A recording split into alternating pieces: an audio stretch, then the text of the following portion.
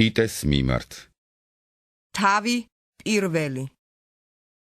პავლე, ღვთის მონა და იესო ქრისტეს მოციქული, ღვთის რჩეულებს რწმენით და ჭეშმარიტების შეცნობით ღვთის მოსავების შესაბამისად.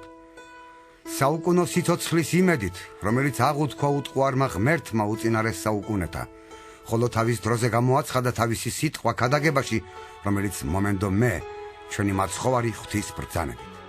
ტიტეს, ნამდვილ შვილს საერთო რწმენაში მადლი, წყალობა და მშვიდობა მამა ღმერთისაგან და ჩვენი მაცხოვრის ქრისტე იესოსაგან. იმისათვის დაგტოვე შენ კრეტაში, რომ დაასრულო დაუსრულებელი და დააყენო ყველა ქალაქში ხუცესები, როგორც მე დაგავალე, თუ არის ვინმე უმწიკლო, ერთი ცოლის ქმარი, ჰყავს მორწმუნე შვილები, გარყვნილებასა და ურჩობაში ბრალდაუდებელნი.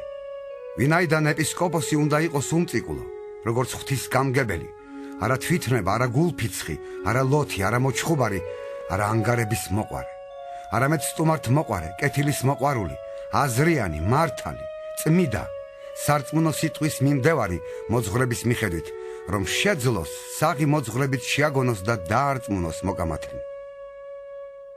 ვინაიდან ბევრია ურჩი, ყბედი და მატყუარა, განსაკუთრებით წინადაცვეთილთაგან, რომლებსაც უნდა აეკრათ პირები, ისინი რყვნიან მთელ სახლებს, ასწავლიან, რასაც არ უნდა ასწავლიდნენ სამარცხინო ანგარების გამო.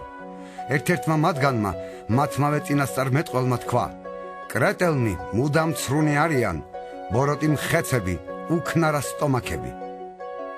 ეს მოწმობა სამართლიანია. ამ მიზეზით ამხილე ისინი მკაცრად, რათა ისინი საღნი იყვნენ რწმენაში. ყურად არიღონ იუდეველთა ზღაპრები და იმ კაცთა მცნებანი, ვინც განერიდა ჭეშმარიტებას. წმიდათათვის ყველაფერი წმიდაა, ხოლო წაბილწულთა და ურწმუნოთათვის არაფერია წმიდა, არამედ წაბილწულია მათი გონებაც და სინდისით.